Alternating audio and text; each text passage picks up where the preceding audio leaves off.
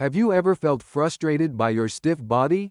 Does your back ache when you wake up in the morning? And do your knees hurt every time you get up from sitting on the floor? Many people start yoga or Pilates to improve flexibility. But which one actually works better?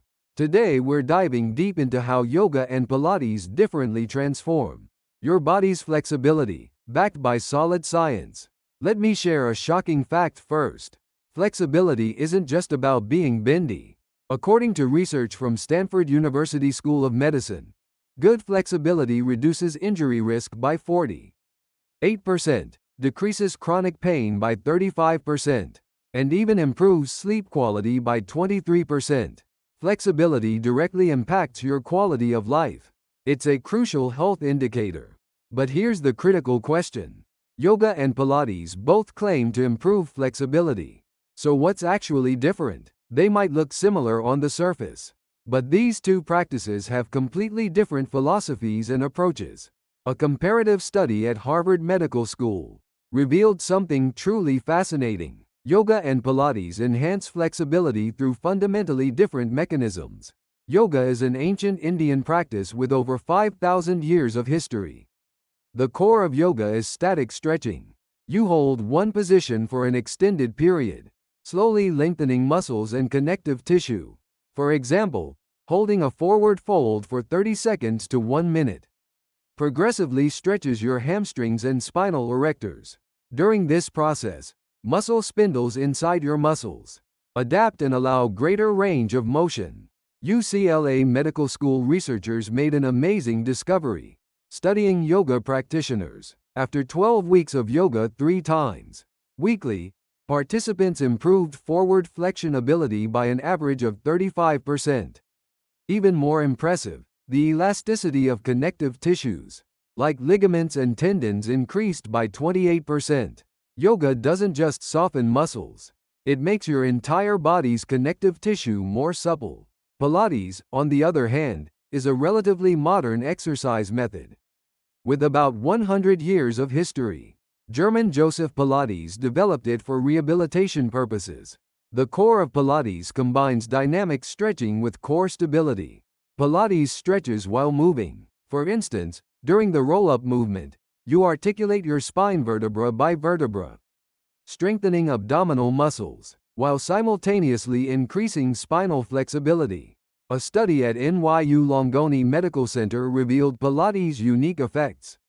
After 12 weeks of Pilates 3 times weekly, participants improved spinal rotation range of motion by an average of 42%.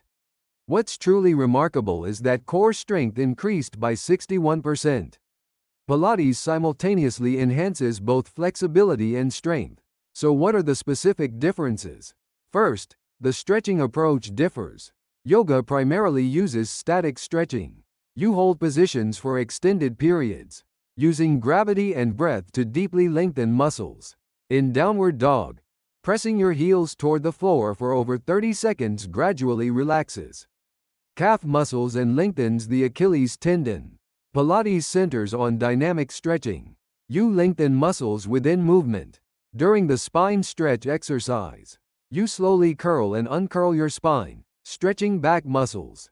In this process, muscles repeatedly contract and release, improving functional flexibility. A Mayo Clinic comparative study produced interesting results. Static stretching in yoga increased muscle length more, but dynamic stretching in Pilates produced higher flexibility in actual movement. In other words, yoga excels at increasing maximum range of motion, while Pilates is superior at improving functional flexibility usable in daily activities. Breathing techniques also differ significantly. Yoga emphasizes diaphragmatic and complete breathing. You breathe deeply and slowly, expanding and contracting your belly.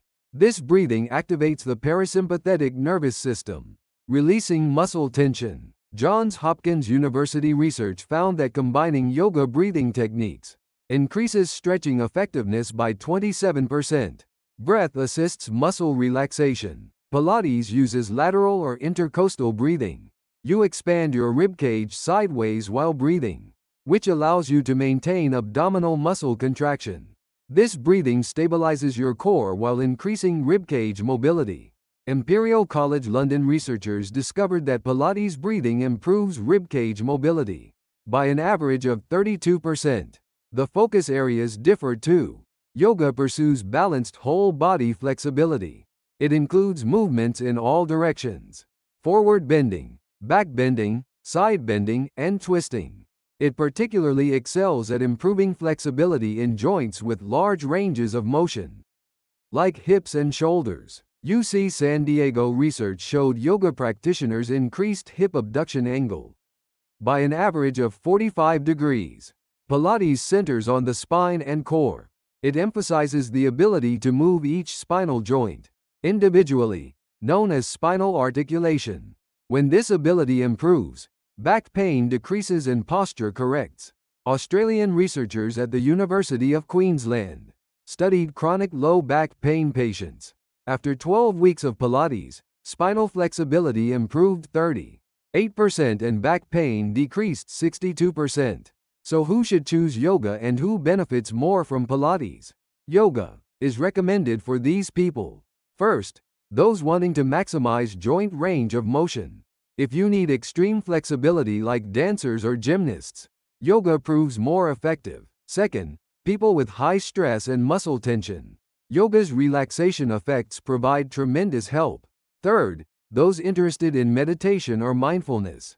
Yoga profoundly benefits mental health as well as physical.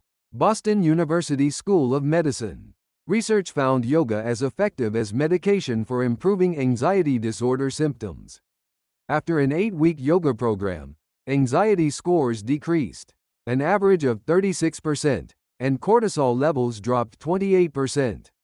Yoga heals both body and mind simultaneously. Pilates is recommended for these individuals. First, people with chronic pain, especially back or neck pain. Pilates core strengthening effects protect your spine. Second, those needing posture correction. Pilates excels at correcting rounded shoulders or forward head posture. Third, people requiring rehabilitation. Since Pilates was originally developed for rehabilitation, it's highly effective for injury recovery. Research at Heidelberg University Hospital in Germany applied Pilates to post-surgical rehabilitation patients. Compared to standard physical therapy alone, recovery speed was 40% faster and recurrence rate was 32% lower. Pilates is safe and effective rehabilitation exercise. There's also research directly comparing the two. The University of Milan divided 120 participants into yoga, Pilates, and control groups, tracking them for 16 weeks. The results were truly fascinating. Forward flexion ability improved 42% in the yoga group, higher than the Pilates group's 28%. However, spinal stability and balance ability improved 53% and 47%, respectively in the Pilates group, significantly exceeding the yoga group's 29% and 35%. Another interesting finding was injury incidence. During 16 weeks, 14 people in the yoga group experienced minor injuries, while only 4 in the Pilates group got hurt. Evidence that Pilates is safer exercise. This occurs because Pilates establishes core stability first before enhancing flexibility. So how should beginners start? To begin yoga, learn basic styles like Hatha or Vinyasa first. Don't attempt advanced poses from the start. It's crucial to gradually extend within your body's allowable range. A common beginner mistake is forcing poses and getting injured.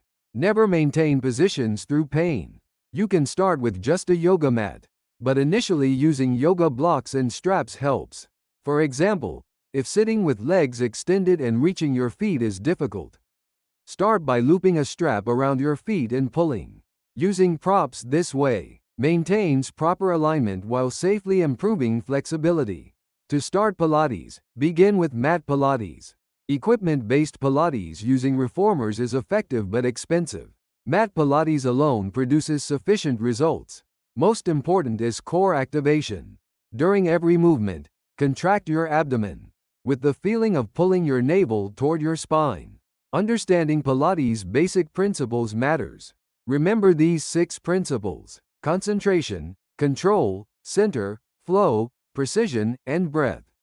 Precision is especially important. 10 repetitions with correct form beat 100 with poor form. Let's create a weekly plan. For flexibility improvement goals, yoga 3 to 5 times weekly. 60 to 90 minutes per session works well. Too frequent prevents muscle recovery time. Too infrequent reduces effectiveness. A good pattern is yoga Monday, Wednesday, Friday, with light stretching or walking Tuesday and Thursday for recovery. Start today. Don't wait for perfect timing. Right now, sitting in your chair, slowly rotate your torso left and right. That's where change begins. Your body has far more amazing potential than you think. If this video helped you, please like and subscribe. I'm cheering for your healthy transformation. See you next time with more valuable health information. Stay healthy and happy. Thank you.